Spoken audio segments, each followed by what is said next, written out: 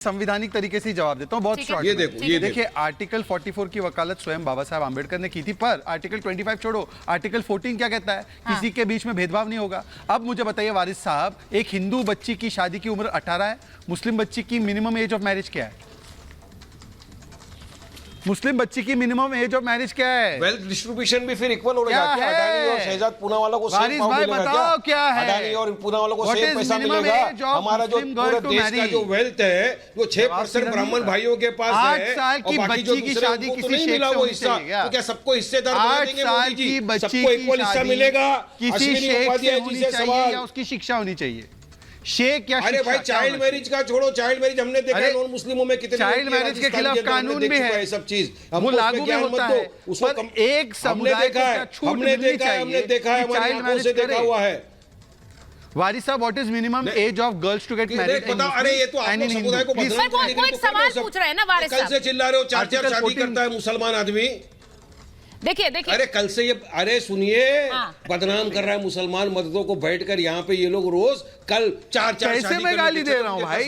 मैं मुस्लिम महिलाओं के अधिकारों की बात कर रहा हूँ, इसमें मुस्लिम मर्द 4 शादी मुसलमानों ने किया है। नाम गिनाओ, बताओ। मुझे लगता है आप लोग व्यक्तिगत टिप्पणी। देखिए वारिस साहब एक मिनट सुनिए। उन्होंने एक सीधी सी चीज पूछी, आप जवाब नहीं दे रहे। मैं भाटी जी से पूछूंगी। कल उन्होंने बोला मैंने एक भी शादी नहीं किया।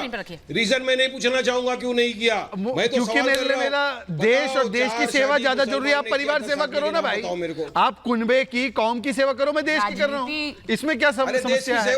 आप कुनबे और कौम की करो, मैं देश की। अच्छा ठीक है, मैं एक मिनट में मैं भाटी जी से एक चीज पूछ रही हूँ। भाटी जी देखिए, ये बात उन्होंने वारिस साहब से पूछी, लेकिन ये एक जेन्युइन बात जो बार बार यूसीसी को लेकर कही जा रही है कि 18 से 21, अब इसको हो सकता है कि इसको लेकर कई हिंदू परिवार भी, हिंदू लोग भी इसको आपत्ति जता सकते हैं कि भाई 18 से 21 क्यों हो रही है लड़की की शादी की उम्र। गांव दूर दराज के जो इलाके हैं वहां तो बहुत कम उम्र पर शादी होती है, लेकिन यहां मुस्लिम बच्चियों के लिए जिस तरह से कहा जा रहा है कि भाई मुस्लिम लड़कियों की शादी बहुत कम उम्र पर कर दी जाती है, उनके साथ ये इंसाफ है। अब जो मैंने पहले भी एक बार आपसे पूछा था, जो राजनीतिक दल MY समीकरण की बात करते हैं, मुसलमानों की राजनीति करते हैं, उन्हें तो इसे बढ़ावा देना चाहिए। नहीं, जो अभी शहजाद पूनावाला और अश्विनी उपाध्याय जी दोनों ने इस ड्राफ्ट के, हालांकि अभी पता नहीं है कि उसमें क्या क्या होगा, ठीक है, तो अंदाजे हैं। इनका फोकस इस बात पे है कि मुसलमानों में कई बुराइयां हैं, कई कमियां हैं जिन्हें दूर किया जाएगा। तो इसका नाम आप यूनिफॉर्म सिविल कोड क्यों रखते हो? इसका नाम मुस्लिम सुधार कोड रख दो। नहीं, इसे धोखा क्यों देते हो? उसमें क्यों लाते हो घुमा के फिरा के, उसे अलग तरह का उस पर टाइटल लगा के? सीधे सीधे कहो ना, निशाना मुसलमान है। यही तो संदेह व्यक्त किया जा रहा है। पर क्या ये निशाना अच्छा नहीं है भाटी जी? मैं आपसे कह रही हूं, अगर किसी भी कुरीति को निशाना बनाकर कोई सुधार किया जा रहा है तो वो निशाना अच्छा है। जैसे कहते हैं ना, दाग अच्छे हैं, वैसे ही ये निशाना अच्छा है। बेटियों की शादी कम उम्र में करना गलत है। बेटियों को 4 शादियां करना भी गलत है।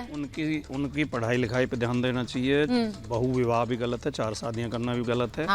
और मेरी जानकारी में और आपकी जानकारी में भी होगा, मुस्लिम समाज में भी बहुत नाम मात्र की अब ये बुराई रह गई है। हम उससे असहमत नहीं है कि ये बंद होना चाहिए, नहीं होना चाहिए, लेकिन इनका केवल एक ही निशाना है। यूनिफॉर्म सिविल कोड का मतलब तो ये है कि 142 करोड़ भारतीय। आपने मैं ये समझ नहीं पा रही भाटी साहब, आप खुद मान रहे हैं कि कुरीतियां हैं, आप खुद मान रहे हैं गलत हैं, तो उन्हीं पर निशाना साध रहा है। हम किस बात पे कर रहे हैं? मुस्लिम बुराइयों पे चर्चा कर रहे हैं, यूनिफॉर्म सिविल कोड पे कर रहे हैं? नहीं, बिल्कुल सही कह रहे हैं, लेकिन मुस्लिम समाज में जो गलत बातें हैं उन पर चर्चा कर रहे हैं या यूनिफॉर्म सिविल कोड पर? एक वाक्य में ये यूनिफॉर्म, आप वो कह रहे हैं कि आप लोग सिर्फ मुस्लिम्स को टारगेट करने के लिए आएगा, क्या ये सही है? भारतीयों के लिए आएगा। बात है उसका मैं त्वरित और स्पेसिफिक जवाब देता हूँ। भाटी जी, फिर ये बताइए कि जब 1950 के दशक में हिंदू रिफॉर्म बिल लाया गया, जब तो देश गरीब था, गुर्बत में था, देश में बहुत। वारिस साहब आ गई, बस एक मिनट में वारिस साहब आ रही हूँ। क्या है ये? वापस आ रही हूँ, इनका हर बार बच जाता है। हाँ, वारिस साहब आ रही हूँ, 1 मिनट में बस। मैं 2 गंभीर व्यक्ति बात कर रहे हैं, उन्होंने गंभीरता से एक सवाल पूछा है और उसका जवाब देना चाहिए। ठीक है, मैं इनसे पूछना चाहता हूं कि यदि मुस्लिम गंभीर व्यक्ति, वाह, इतना गंभीरता तो मैंने देखा ही नहीं आज तक।